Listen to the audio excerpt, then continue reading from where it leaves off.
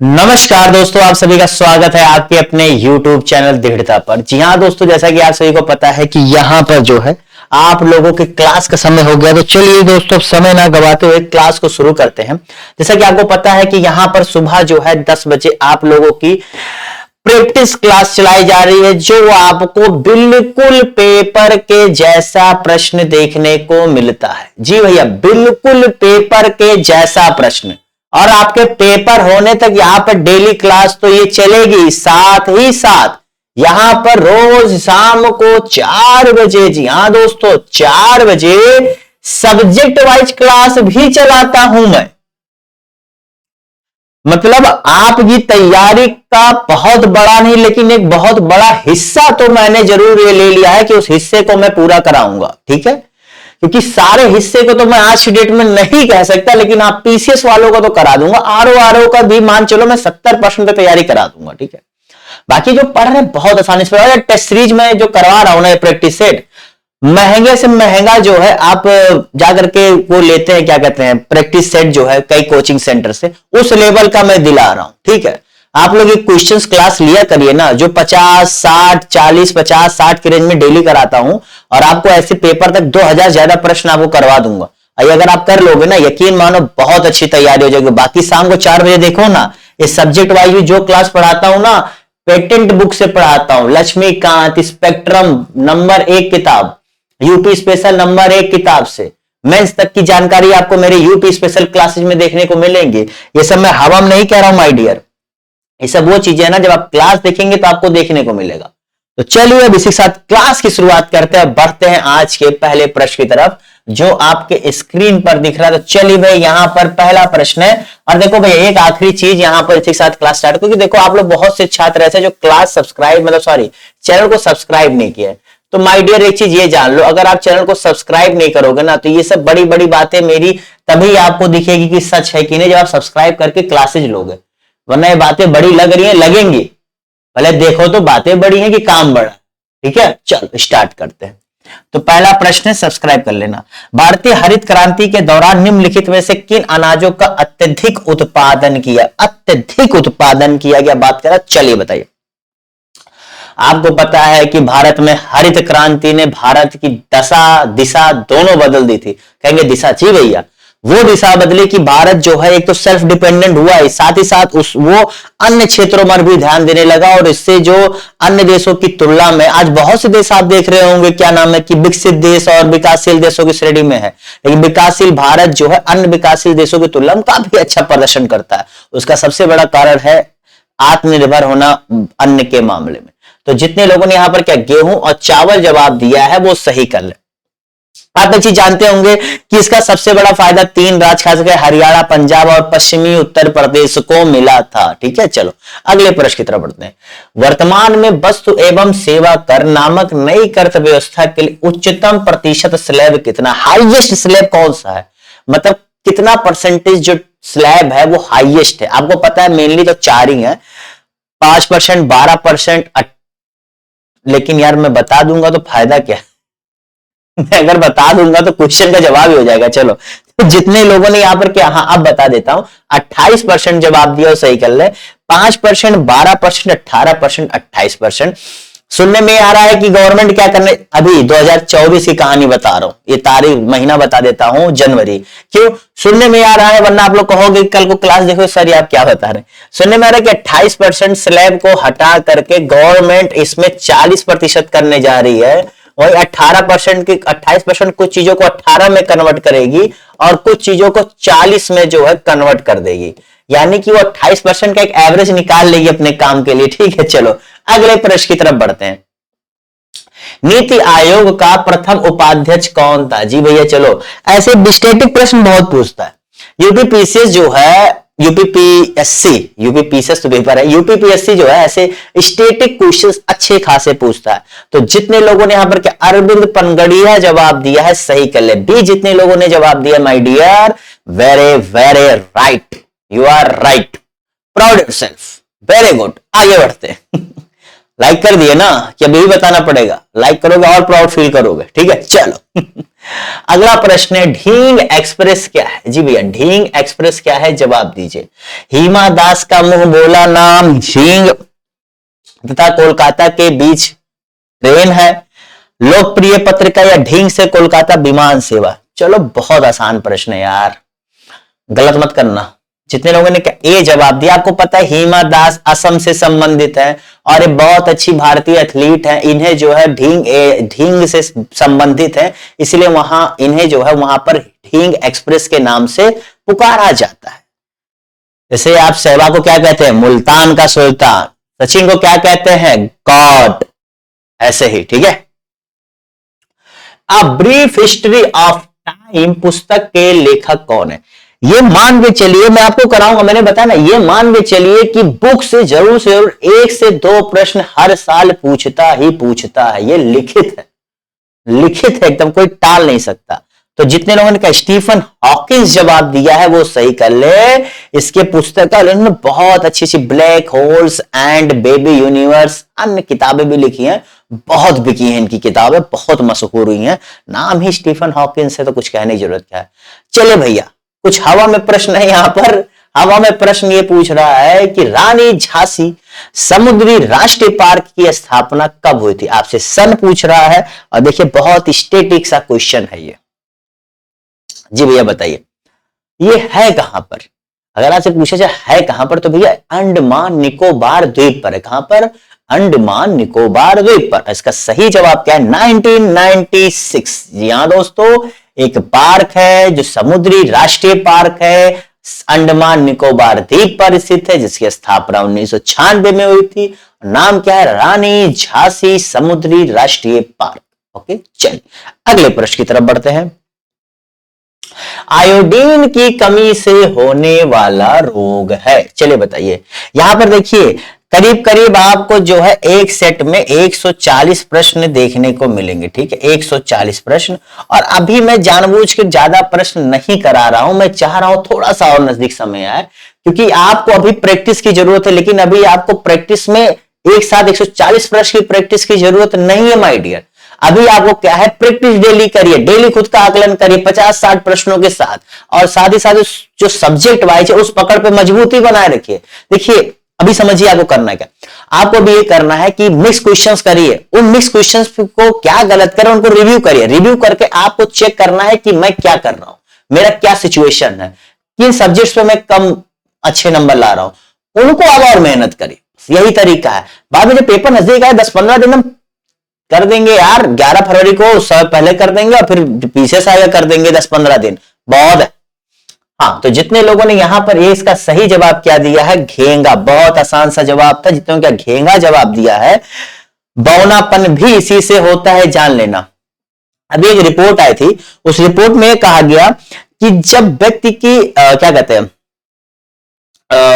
खाद्य सुरक्षा, in the sense जब व्यक्ति सही से खा पी लेता है ना, तो उसके साथ ही उस देश की एवरेज हाइट भी बढ़ती है। अभी इंडिया की एवरेज हाइट आप देखेंगे तो कितना होगा? 5'2", 5'3" से ज्यादा नहीं होगा इंडिया की एवरेज हाइट देखोगे। लेकिन अगर आप जैसे जैसे संपन्न होते जाओगे उसका देखोगे इंडिया की एवरेज हाइट और बढ़ने लगेगी। ये उसके देश के खान पान से भी बहुत ज्यादा और पोषण से बहुत ज्यादा रिलेट करता है। पोषण, ठीक है, एक वर्ड है पोषण। सूची 1 को सूची 2 से यहां उत्पाद दिया है, यहां स्रोत दिया है। चलो बताओ, अफीम, हींग, रबर, कुनैन, इसका स्रोत क्या है? अफीम किससे आता है, हींग किससे आता है, रबर किससे आता है, कुनैन किससे आता है? ये सारे वैसे ही प्रश्न। देखिए यहां फिर मैं बताता हूं, जितने प्रश्न आपके प्रीवियस ईयर क्वेश्चन पेपर को ही ध्यान में रखकर मैं लाता हूं। अगर आपको लग रहा है कि हवा में करा रहा हूं, अगर आपको लग रहा है कि कुछ भी करा रहा हूं, तो यकीन मानो आप 10 साल का पेपर उठा लो, क्वेश्चन देख लो, सेम वही पेपर पैटर्न पर यहां प्रश्न करा रहा हूं। तो जितने लोगों ने यहां पर इसका सही जवाब क्या दिया है? डी। जी हाँ दोस्तों, बहुत ही। अफीम किससे यार? तना होता है। अफीम आपके फल होता है, अफीम का फल होता है। ए का जो है आपका 3 होगा, माफ करिएगा, बी होगा। वही मैं कह रहा हूं, तभी 1 मिनट। अफीम का यहां पर क्या होता है? फल, ठीक है। वहीं पर आपका क्या, हींग का आपका क्या होता है? जड़। ठीक है, तो जितने लोगों ने यहां पर क्या बी जवाब दिया है वो सही कर ले, बाकी उतना ना और वो ठीक है। चलो अगले प्रश्न की तरफ बढ़ते। ओके, कोई डाउट नहीं होना चाहिए।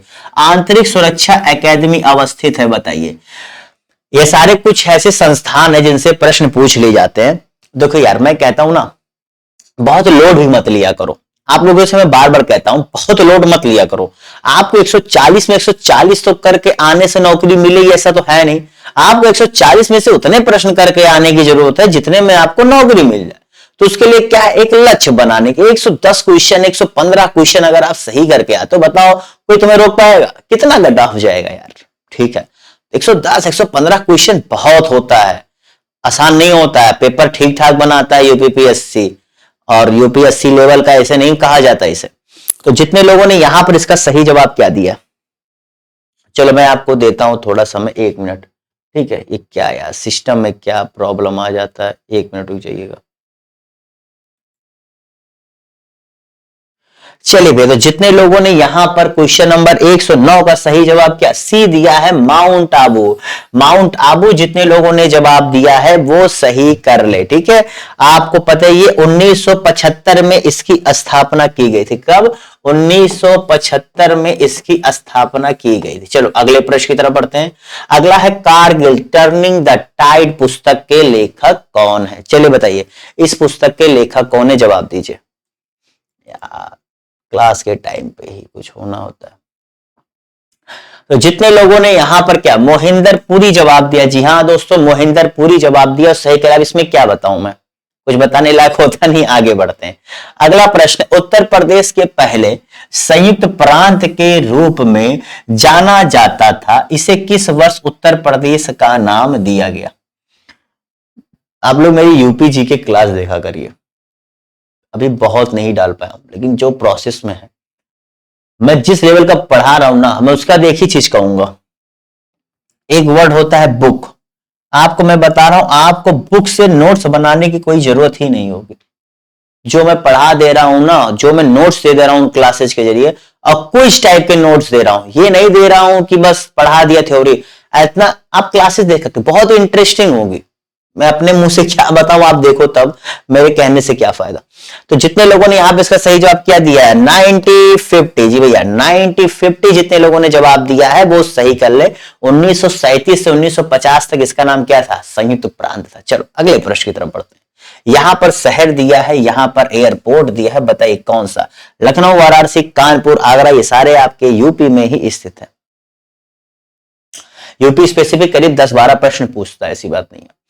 तो यहां पर बताइए क्या होगा, लखनऊ में कौन सा है? बहुत आसान है। वाराणसी में कौन सा है? दो तो मुझे पता लग गया, ए बी का पता लग गया। अब ए बी के बाद देखो, चलो ए का मान के चलो अमौसी है, मान के क्या चल रहा वही है। अब सी और डी में मामला फंस रहा है ना, तो चलो यहां पर वाराणसी का मैं पता, वाराणसी पता मतलब क्या, मामला सेट। तो यहां पर ए आ गया, नहीं कि इसका सही जवाब सी हो जाएगा। कोई doubt, you have any doubt तो please check your answer and check your book, then tell me am I wrong और right. Okay, let's move to next question. Uttar Pradesh में परीक्षा बांध कौन सा? परीक्षा, इसे परीक्षा मत कहना वरना बहुत ही गलत साउंड करेगा उच्चारण के। परीक्षा क्या हो गया? परीक्षा।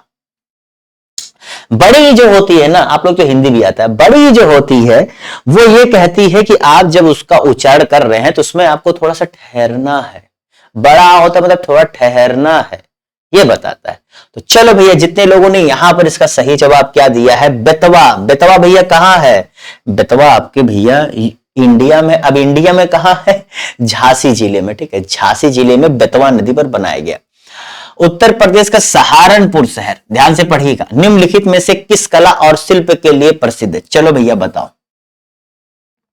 है ना, यूपी स्पेशल पूछ लेता ठीक ठाक। और इस साल तो काफी जीआई टैग भी मिले हैं, जीआई टैग को भी थोड़ा सा देखना पड़ेगा पेपर से पहले। तो जितने लोगों ने यहां पर इसका सही जवाब क्या दिया है, लकड़ी और नक्काशी, जी ने क्या सी जवाब दिया है, वो सही कर ले। यहां पर इसका सही जवाब है सी। ठीक है, चलो अगले प्रश्न की तरफ बढ़ते हैं।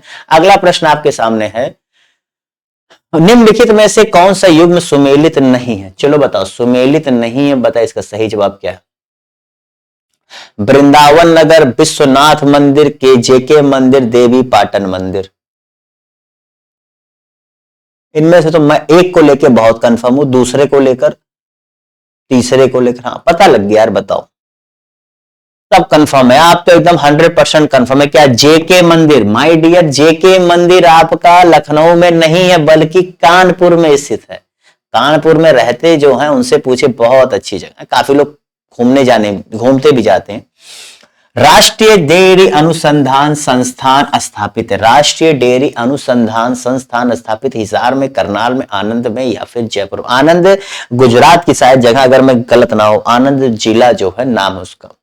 खैर वहां पे इसे आनंद कुछ अलग नाम से इसे जो है, तो जितने लोगों ने क्या करनाल में जवाब दिया उसे, कि करनाल आपके हरियाणा में पड़ता है, ये जाने लेगा। और इसकी स्थापना 1923 में हुई थी। राष्ट्रीय डेयरी अनुसंधान जो है 1923 में जो है ये बना था। और आपको एक चीज पता होना चाहिए कि श्वेत क्रांति जब आई थी उसने भारत को बहुत ज्यादा, देखिए क्रांतियां आई हैं और क्रांतियों ने जो है देश को बदला है। आपको खुद को बदलना है तो क्रांति की जरूरत है। वो क्रांति क्या है?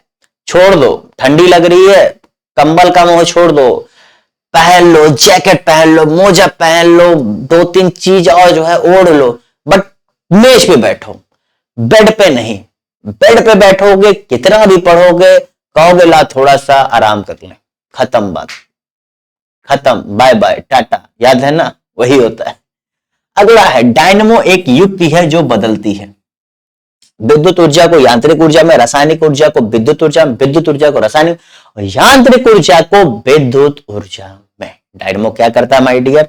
तो इससे आसान प्रश्न क्या हो सकता है? जितने लोगों ने यहां पर किया डी जवाब दिया है, मैकेनिकल एनर्जी को इलेक्ट्रिकल एनर्जी में, यानी कि यांत्रिक ऊर्जा को विद्युत ऊर्जा में ये परिवर्तित करती है।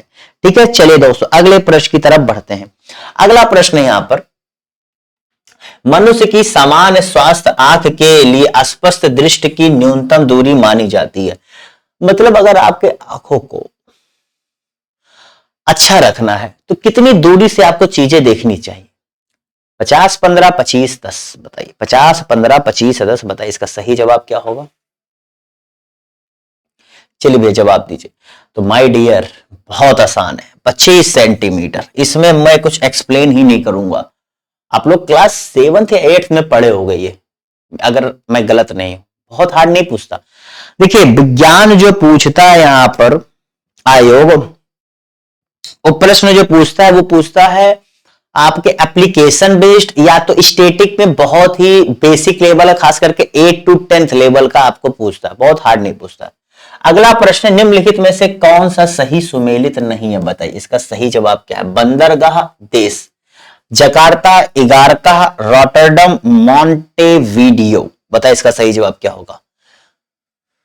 जकार्ता इंडोनेशिया में, इगारका चीन में है, रॉटरडम नीदरलैंड में, मॉन्टेविडियो उरुग्वे में। यार देख के पता लग गया, क्या ही कर रहे हो। इगारका बंदरगाह है, ठीक है, ये चीन में नहीं है माई डियर, ये है आपके रूस में, रूस, रसिया, नॉट चीन, it's in Russia. I like Russia. चलिए अगले प्रश्न की तरफ बढ़ते हैं। अगला प्रश्न है यहां पर, कांडला निम्न में से किसके लिए प्रसिद्ध है? बताइए कांडला निम्न में से किसके लिए प्रसिद्ध है? हीरा काटने पॉलिशिंग के लिए, निर्यात प्रसंस्करण क्षेत्र के लिए, जलपोत भंजन उद्योग के लिए, अपरंपरागत कला के लिए तथा शिल्प उद्योग के लिए। बताइए। तो भैया इसका सही जवाब होगा, कांडला आपके कहां है? गुजरात में है, ठीक है। और इसका सही जवाब का ये एक बंदरगाह है, इसका सही जवाब है क्या? निर्यात प्रसंस्करण क्षेत्र। आपको पता है, एक छोटी सी बताता हूं, गुजरात अन्य देशों की अन्य राज्यों की तुलना में आपको इतना रिच क्यों दिखता है? अगर आपको उसका रिच होने का कारण जानना है, कोलकाता भी बहुत रिच होता, लेकिन वहां पर जो है कम्युनिस्ट शासन ने काफी ज्यादा प्रभाव दिखाया, इसलिए वो उस हिसाब से नहीं आ पाया। और फिर वो अलग चीज है, बस गुजरात पे बात करेंगे। गुजरात पुराने समय से, गुजरात, केरल, कर्नाटक, मुंबई, ये सब वो स्थान है जो प्राचीन समय से ही बहुत बड़ा उद्योग का क्षेत्र है। और गुजरात आपका शुरू से बहुत बड़ा क्षेत्र होने का कारण यह था कि गुजरात से जो व्यापार होता था वो आपके उत्तर भारत को और अच्छे से जोड़ता था।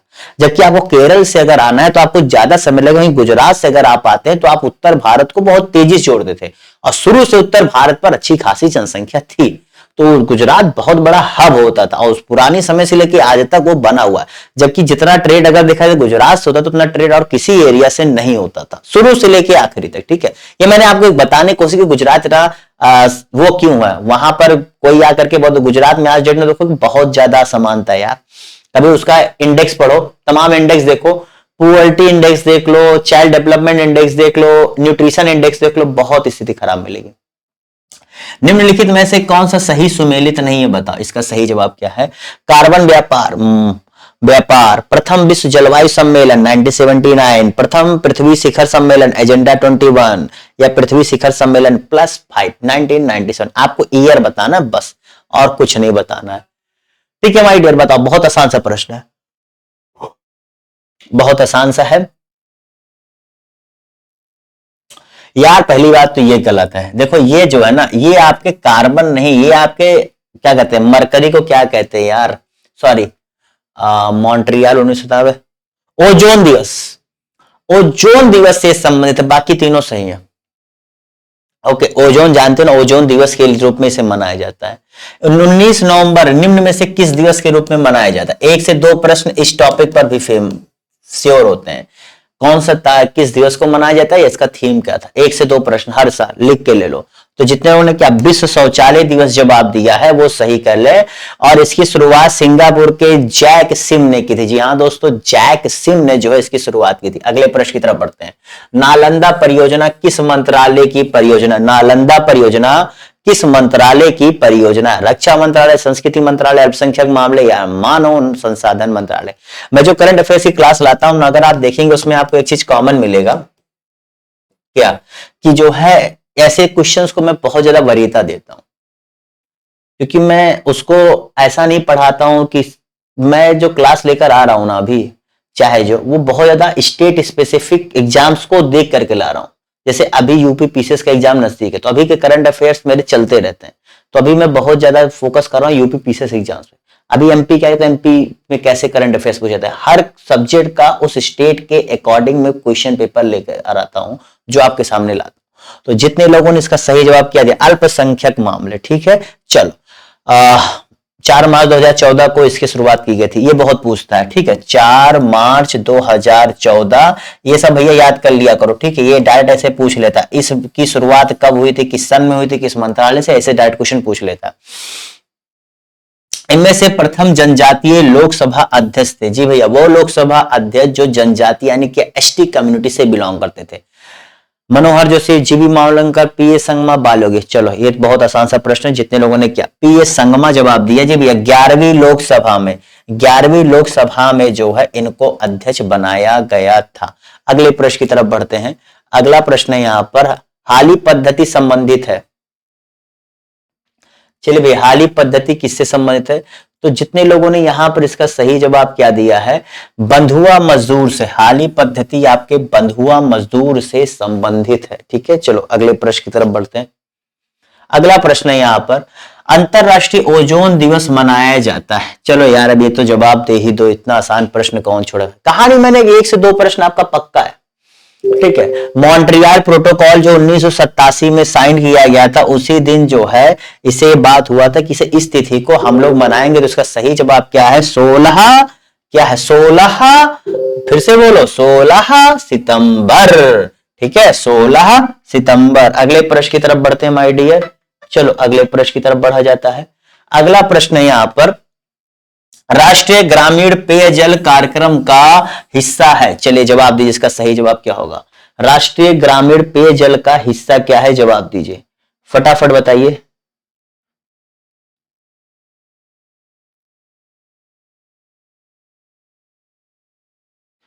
तो जितने लोगों ने यहां पर इसका सही जवाब क्या दिया है, जितने लोगों ने यहां पर इसका सही जवाब दिया है,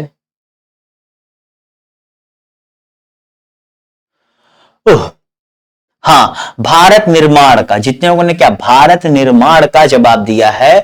इसे 2009 में जो है शुरू किया गया था। कब भैया? 2009 में शुरू किया गया था। और अभी शायद हाल ही में इसमें कुछ जो है चेंजेस करके इसका नाम वाम बदला गया है। अभी पाइप से कनेक्शन देने के लिए जो है हर घर जल शायद योजना जो है इसी का शायद आगे बढ़ा करके देखिए क्या होता है, एक चीज समझिएगा, आप लोग अधिकारी बनने जा रहे हो तब बता रहा हूं। सरकार चलना एक सतत प्रक्रिया है, पार्टियां बदलती हैं, विचारधारा के आधार पर जो है आप उन्हें सपोर्ट करते हैं या उनसे नफरत करते हैं। नफरत तो किसी राजनीतिक पार्टी से नहीं करना चाहिए, क्योंकि सबकी लगभग एक ही चीज मुद्दा होता है, सत्ता, बस। ठीक है, आगे नहीं बोलूंगा। तो देखो उसमें क्या आता है, सरकारें सतत होती हैं और हर सरकार क्या करती है कि किस प्रकार देश को आगे बढ़ाया जाए। आप अगर योजनाओं को देखेंगे तो मेरे नजर में, आपकी नजर में एक अधिकारी के तौर पर और एक अच्छे क्या नाम है नागरिक के तौर पर, आपके नजर में वो सरकार अच्छी होनी चाहिए जो अच्छी पॉलिसीज लेकर के आती और उन पॉलिसी से क्या करती है, आपको अच्छा खासा क्या फायदा पहुंचाती। मेरी नजर में अच्छा सरकार वही है, हमेशा नोट कर लेना, क्योंकि यही आपको अंतिम में फायदा देगा।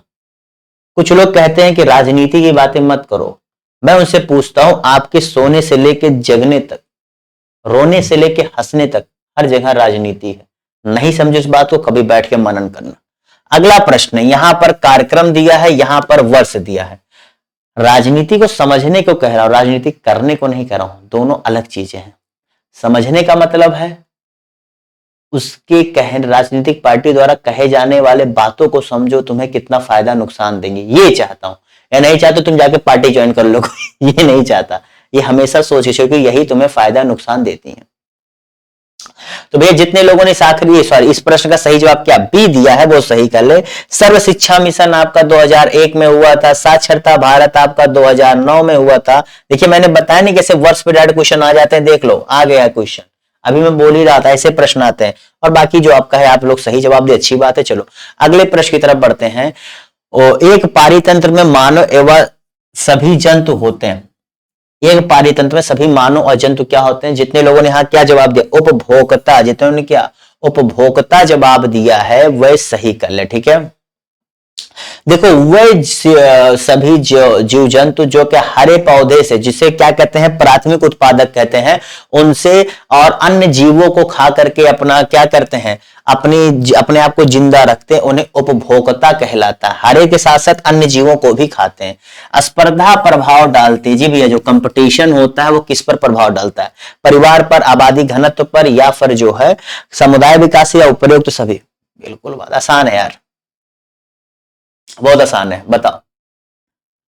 तो जितने लोगों ने यहां पे इसका सही जवाब क्या डाला, उपरोक्त सभी, जी हाँ दोस्तों ने क्या डी जवाब दिया है वो सही कर ले। अगले प्रश्न की तरफ बढ़ते हैं। कितने किलो बाइट से 1 मेगा बाइट यहां पर बनता है, बताइएगा बाइट, बताइए जवाब दीजिए। तो बहुत ही आसान, उन्होंने कहा 1024 जवाब दिया है वो सही कर लो। इससे जी प्रश्न कुछ नहीं होता। 1 बिट में बाइनरी डिजिट और 8 बिट में 1 बाइट, और 1 बाइट में 2 निम्पल। यही बहुत ज्यादा कंफ्यूजन होता है, बाकी और कहीं कंफ्यूजन नहीं होना चाहिए। लाइनॉक्स एक क्या है? कंप्यूटर से बहुत बेसिक प्रश्न आते, थोड़ा मोड़ा जाने रहो और थोड़ा मोड़ा बहुत घुमाने की कोशिश कर रहे हो, उतना दिमाग मत लगाओ, फिर करो। 140 प्रश्न आ रहे हो, 140 की पूरी तैयारी कभी भी दिमाग में मत करना, वरना बहुत कंफ्यूज और बहुत अपने आप को परीक्षा तक बहुत डिमोरलाइज कर दोगे। लक्ष्य पे फोकस करो। और 150 जो यूपी पीसीएस वाले हो ना, वो भी यही करो। आप लोग 115 120 का टारगेट चलो बहुत है। तो जितने लोगों ने यहां पे इसका क्या दिया, एक क्या है ऑपरेटिंग सिस्टम, ऐसे विंडोज है वैसे लाइनॉक्स होता है। लाइनॉक्स बेसिकली एक ऐसा मानता है कि विंडोज से ज्यादा जो है सिक्योर होता है। अगला प्रश्न है यहां पर, इनमें से कौन सा एक भिन्न, चलिए यहां पर रीजनिंग संबंधित प्रश्न है। अब रीजनिंग संबंधित प्रश्न बताइए कौन सा एक भिन्न है, जवाब दीजिए। आरी, दाती, खंबा, चाकू। अरे यार इतना आसान प्रश्न। चलो खंबा यहां पर अलग क्यों, क्योंकि ये सभी काटने काम आएंगे, वो क्या काटेगा। निम्नलिखित में से कौन सा चारों में से अलग है, बताओ कौन सा चारों में? टमाटर, आलू, गाजर, प्याज। टमाटर, आलू, गाजर, प्याज। तो जितने लोगों ने यहां पर छोड़ के क्या जवाब दिया, टमाटर भैया ये सभी क्या है, जमीन के अंदर उगते हैं, वो क्या ऊपर उगता है। अगला प्रश्न है, कौन सी संख्या गलत है, बताओ। 1, 9, 25, 50, 51, ये क्रम में कौन सा आपको गलत लग रहा है, बताइए जवाब दीजिए।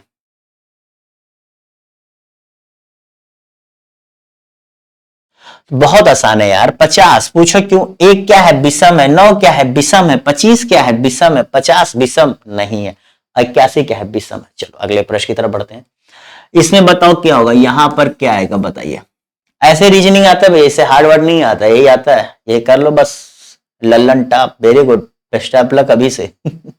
तो जितने लोगों ने यहां पर क्या जवाब दिया, 14 में कितना जोड़ा, 21 आया, 7, 21 में कितना जोड़ा, 9, इसमें कितना जोड़ा, 11, 11 भाई यहां कितना जोड़ा, 13। तो आप क्या देख रहे हो, 7, 9, 11, 13, 15 जोड़ो, कितना आ जाएगा।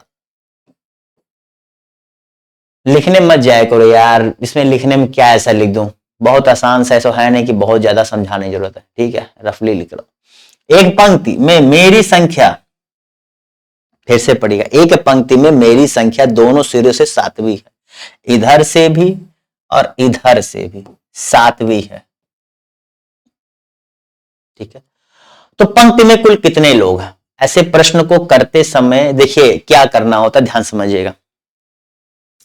यहां पर व्यक्ति एक ही है और खुद को रिपीट कर रहा है और दोनों स्थानों से 7वां ही बता रहा है, तो जितना स्थानों बता रहा है उनका आप क्या कर दीजिए, योग कर दीजिए। तो कितना आ जाएगा माय डियर, 14। अब ये 14 अगर आपको लग रहा है सही है तो आप गलत हैं। यहां पर फिर आपको एक चीज जानने की जरूरत होती है कि यहां पर एक व्यक्ति खुद को रिपीट कर रहा है, तो ऐसी स्थिति में हम यहां पर एक घटाएंगे तो कितना, 13 आ जाएगा, इसलिए इसका सही जवाब क्या है, 13। तो जितनों ने क्या सी जवाब दिया है वो सही कर ले। अगला प्रश्न यहां पर ये दिया गया है, इसमें त्रिभुजों की संख्या बतानी। चलो माय डियर, त्रिभुजों की संख्या बताओ क्या होगा।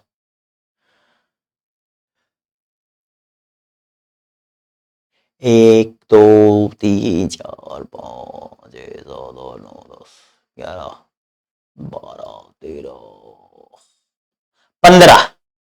यहां पर जितने लोगों ने क्या 15 जवाब दिया सही कर लो। देखो एक तो ओवरऑल ये हो जाएगा, 2, 3, 4, 5, 6, 7, 8, 9, 10, 11, ठीक है। 11 के बाद क्या हो जाएगा, 12, 12 के बाद 13, 13 के बाद 14, 14 के बाद 15, ठीक है।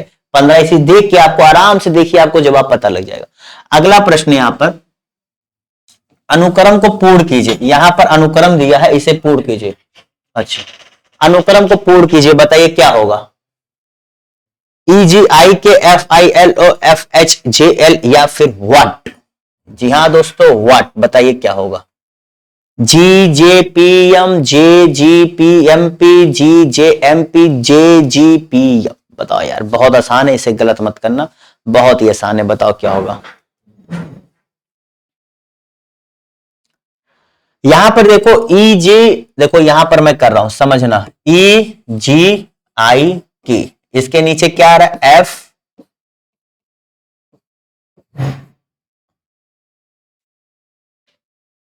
तो बताइए क्या आ रहा है, क्या हुआ। तो देखो E के नीचे F आया, क्या हुआ, +1, G के नीचे +2, +3, +4, बहुत आसान है, सेम यही कर दो।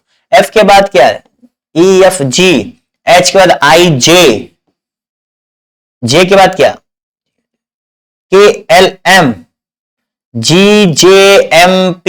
आपको कहां दिख रहा है, हो गया ना आसान सा प्रश्न। चलो आखिरी प्रश्न करते हैं, क्लास खत्म करते हैं। लुप्त संख्या ज्ञात कीजिए। यहां पर क्या होगा बताओ, 1, 5, 22, 3, 4, 16, 67, बताओ अगला क्या होगा माय डियर। क्लास को खत्म करते हैं, चलो जवाब दो भैया, फटाफट जवाब दो, बताओ क्या होगा, जवाब दीजिए। तो यहां पर जितने लोगों ने इसका सही जवाब क्या दिया है, अब देखो यहां क्या है, शुरुआत करता हूं, 1 का 5 हुआ,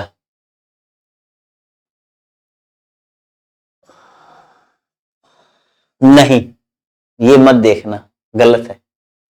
अब सोचो दूसरा क्या होगा, 1 के तिरछे देखते हैं,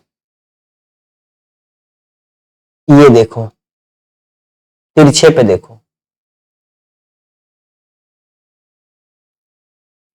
मतलब आप 1 के सामने 4 को रख के देखो, 5 के सामने 16 को, 3 के सामने पूछ रहा है क्या होगा, और क्या फिर यहां पर 22 के सामने 67 को।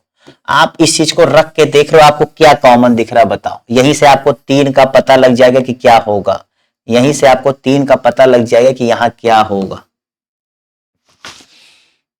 देखो देखो पहुंच गए, 10 होगा माय डियर, जिसका जवाब 10 है सही कर लो। यार ध्यान से देखो क्या दिख रहा है, 1 का 4 कैसे आया, 1 गुणे 3 प्लस 1, 1 गुणे 3 प्लस 1। उसके बाद देखो क्या है, 4 के बाद जो है यहां पर 4 के सामने तुम्हें जो है 5 के सामने 16 कैसे आया, तो 5 के सामने 16 आया है क्योंकि 5 से 15 प्लस 1 16। ठीक इसी प्रकार से 22 के सामने 67 कैसे आया, 22 से 66 प्लस 1 67। इसी प्रकार से मैं थोड़ा सा और आगे बढ़ता हूं तो 3 का क्या हो जाए, 3 त्रिका 9 प्लस 1 10। ठीक है, तो क्लास कैसी रही जरूर बताएगा। जाते जाते भैया का सब्सक्राइब नहीं किया सब्सक्राइब कर ले, और साथ ही साथ मेरी जो क्लासेस चल रही देखिए अपने दोस्तों को शेयर करिए। और यार सब्सक्राइब करोगे, लाइक करोगे, कमेंट करके बताओ। मैं बार बार कहता हूं आप लोगों से कि आपका रिव्यू बहुत जरूरी होता है, किस तरीके से पढ़ा रहा हूं, अच्छे से पढ़ा रहा हूं कि नहीं ये भी बता दिया करो, और जो प्रश्न ला रहा हूं समझा पा रहा हूं कि नहीं अच्छे भी बता दिया करो, सारी चीजें बता दिया करो, जो भी इच्छा किया करे। सुनने के लिए हम बैठे रहते हैं और आपको पढ़ाने के लिए रोज आते रहते हैं। बस आपसे उम्मीद है कि थोड़ा सब्सक्राइब और लाइक कर दिया करो, इससे हमारा और आपका संबंध भी आगे तक बढ़े, और साथ ही साथ और मेरा परिवार बड़ा हो, और अगर मेहनत का फल मिले तो और भी ज्यादा अच्छा लगता है। ठीक है, तो चलिए सब bye bye, tata see you, फिर मिलेंगे आप सभी से, तब तक के लिए शुभ रात्रि। जिस दिन भी क्लास देखें उस रात को अच्छे सोएं, क्योंकि अच्छी क्लास के बाद नींद भी अच्छी आती है। दिन में देख रहे हो तो रात को सो गए ही। चलो बाय।